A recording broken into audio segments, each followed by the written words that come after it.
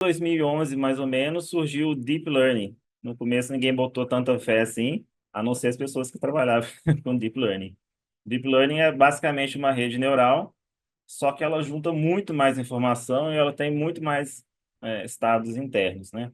Então, uma rede neural, é assim, ela tem um input, ela tem os estados internos que computam ali várias possibilidades, né? Então, cada estado dela significa uma coisa, ela pode ficar em vários estados, então ela pode pensar em várias, pensar, entre aspas, ou não, em várias coisas ao mesmo tempo. Pode representar vários estados e dar ali um output. Daí eles treinam ela para fazer uma coisa específica e ela fica boa naquela coisa específica, né? Aí usaram isso para fazer, por exemplo, vencer o Go, né? Que é um jogo que é extremamente complexo, um jogo lá da China. Já joguei Go. É, eles venceram os melhores jogadores de Go, foi Olha. com Deep Learning também. Uhum. Mas ainda não tinha resolvido o problema da linguagem até 2017, onde eles inventaram os Transformers, que são a base, o fundamento dos modelos de linguagem atual, tipo ChatGPT, né? Então, assim, eu sei que o hype da AI veio com gerador de imagem, gerador de vídeo, isso roda muito na internet. Isso eu não estou muito interessado, não. Eu estou interessado de verdade nos modelos de linguagem, porque eles sim são mais interessantes filosoficamente em termos, a gente pode chamar de, na minha opinião, a gente pode chamar de uma inteligência mesmo, né? Uma Então, esses linguagem modelos no de, sentido de transmitir algum conhecimento, tipo, você pega o chat GPT, faz uma pergunta, então você está utilizando a linguagem como essa mediação de interação com o programa, e é isso que interessa no final das contas, isso que teria mais implicações filosóficas. tem mais implicação filosófica que é essa rede neural, que é um modelo de linguagem, consegue entender o que a gente está falando. Esse que foi o pulo absurdo, entendeu? Que é o que Uhum. o Jerry Fodor achava que nem seria possível mais, e outros filósofos da mente nunca acreditaram que seria possível uma máquina falar, por causa de N razões. Várias pessoas falavam que a ciência cognitiva estava errada, porque uma máquina nunca conseguiria falar. Então, Uhum. por isso que eu fiquei muito empolgado com uma máquina falando, porque ela mostrou não só que a inteligência artificial funciona, mas que a ciência cognitiva estava no caminho certo desde os anos 60, entendeu? Desde os anos 50. A E Nath baixou um aplicativo recentemente, eu ah, esqueci o nome. Hã? Mora! Acho que é Mora ou Nora, não entendi direito. Tá bom, tá bom. Não deu para entender direito, não, mas tá ótimo. E ela tá soletrando ali para mim, porque eu tô com fone aí fica meio abafado. Então, ela está estudando inglês, e uma das tarefas desse aplicativo consiste em você conversar com a inteligência artificial.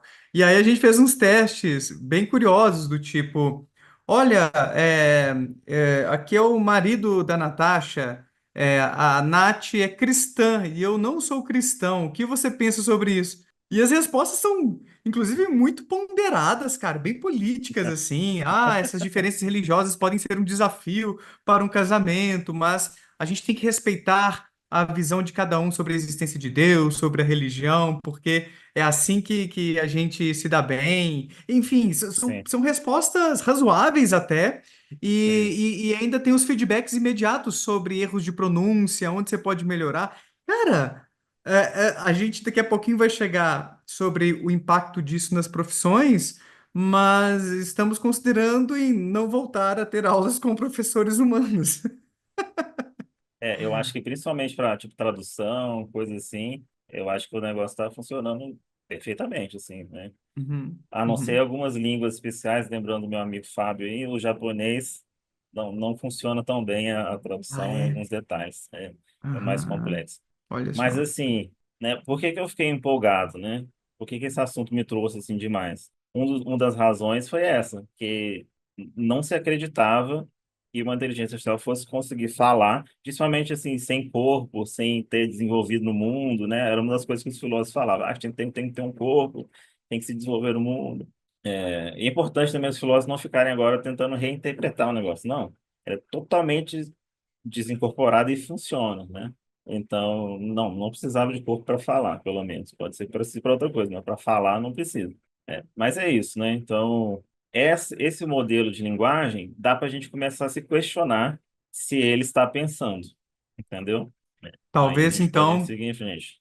por conta dessa complexidade na interação, como a inteligência artificial decifra o que a gente está dizendo, codifica e gera esse output, enfim, será que a gente pode dizer que a IA está raciocinando, está pensando, então abre margem para esse tipo de interpretação, é isso. Porque pensar é Exatamente. computar, é processar informações.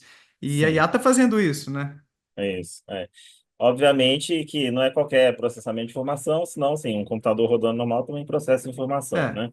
Mas basicamente é pegar um input, processar de uma forma relevante e dar uma resposta relevante, que tem, então, conhecimento do mundo, é contextual, pragmática, tudo isso. Sabe conversar normalmente, né? É o teste de Turing, no fim das contas. Você deve Uhum, ter ouvido falar. O Turing falou sim. que se tivesse uma inteligência artificial que a gente não conseguisse definir se é uma pessoa ou não, então, a gente pode chamar ela de inteligente, né? Uhum. Ah, tá, tem Então, pessoas que não nesse concordam teste, com... tomando esse né, critério aí, então, dá para dizer que a inteligência artificial que a gente tem hoje passou no teste de Turing e é sim, inteligente. isso.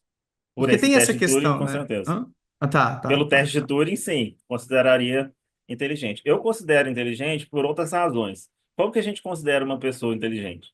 Com duas coisas, pelo comportamento e pela cognição, né? Se ela passa num teste de inteligência, ela vai bem no teste de inteligência. Enfim, a inteligência artificial, ela vai bem no teste de inteligência, né? Mas aí você pode falar, mas é porque hum, ela já tem as respostas ali que ela está só repetindo o que ela já viu na internet, etc. É verdade que ela já viu na internet e repete. Só que não é só isso, não. Né? Se fosse só isso, estava tudo bem, a gente não estava nem aqui discutindo.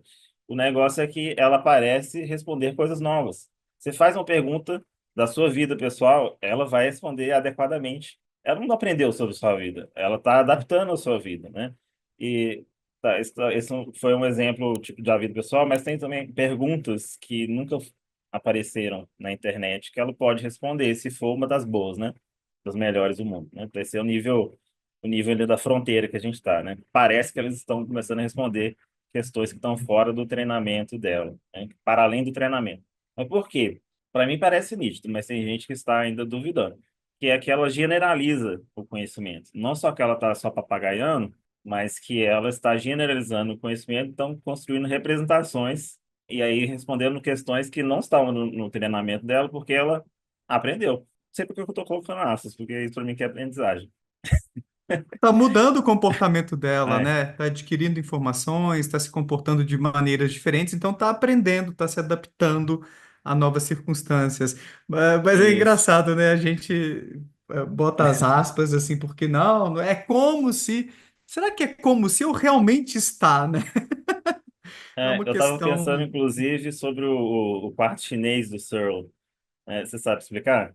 O quarto chinês, se você quer que eu explique. Ah, quarto chinês, o Gustavo começou a mencionar alguma coisa, e É, eu me lembrei do quarto chinês porque eu tô vendo o problema dos três corpos, uma série da uhum, Netflix, e tem uma hora que eles montam, eu acho que até o Turing era um dos cientistas lá no jogo, e aí eles montam, colocam um exército de, não sei se milhões de soldados, cada um com uma plaquinha como se fosse 0 ou 1. E aí eles começam a girar as plaquinhas conforme certas informações que chegam, mas cada um individualmente não entende a mensagem, não faz ideia do que está acontecendo ali. Tipo um neurônio individual nosso não pensa, não tem consciência, não toma decisões. É só num nível mais isso. amplo ali da rede que existe algum sentido sendo gerado. E eu acho que esse quarto chinês traz um pouco esse raciocínio, né? De que, então explica um É, pouquinho aí para nós, se é um pouco por aí na mesmo. verdade, essa resposta do quarto chinês, né? Porque o quarto chinês é um problema que o senhor colocou para a ciência cognitiva, para a ciência cognitiva, para dizer que não funcionaria, né?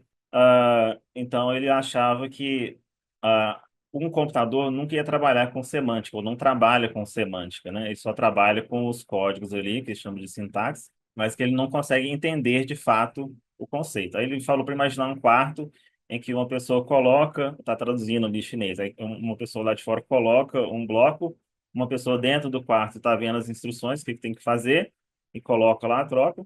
e depois ela coloca a resposta ali de acordo com as instruções que ela está seguindo. Aí ele pergunta, essa pessoa que está lá dentro, fazendo essa tradução automática, ela entende chinês? Aí você vai ter a intuição? Não, ela está só mexendo ali nos blocos, né? Então é mais ou menos isso que eu estava querendo dizer, que a máquina não consegue entender de fato, né? Só parece que está entendendo, né? E o Dennett respondeu o contrário. Não tem uma diferença entre parecer que está entendendo e está entendendo. Se o negócio funciona, é porque funciona, entendeu? Se ele está agindo totalmente como, indistinguivelmente como uma pessoa que entende, então isso significa que ela entende, né? Um outro jeito de pensar nisso, né, é assim, se você tem todo o conhecimento para falar daquilo, né, como que você pode dizer que a pessoa não entende, se ela está sempre respondendo igualzinho, né? Ah, e aí a outra resposta para o chinês é essa que você deu, né, que não é um neurôniozinho da rede que está entendendo. Nenhum neurônio da rede entende, né? O que dá a impressão de entender é toda a rede. Isso é a mesma coisa para a gente, né? Aí, nesse caso, eu vou concordar lá com os ilusionistas, né? Pode gerar uma impressão de que a gente entende, mas o que o nosso, né, lobo temporal está fazendo é exatamente, na minha opinião, exatamente o que a ChatGPT está fazendo. Exatamente exagerei, né? Mas filosoficamente é a mesma coisa. É, Talvez porque a gente às vezes pensa em entendimento num sentido subjetivo de um sujeito que pensa e tem exatamente. consciência sobre aquele conhecimento e Sim, tal, ao passo que a inteligência artificial, os computadores, até onde sabemos, não têm essa consciência. A gente vai chegar nesse tópico da consciência daqui a pouquinho, sim, mas nesse sentido técnico de processar informações, gerando um resultado eficaz, efetivo, inteligente até, daria para a gente dizer então que a inteligência artificial entende, é inteligente mesmo. então,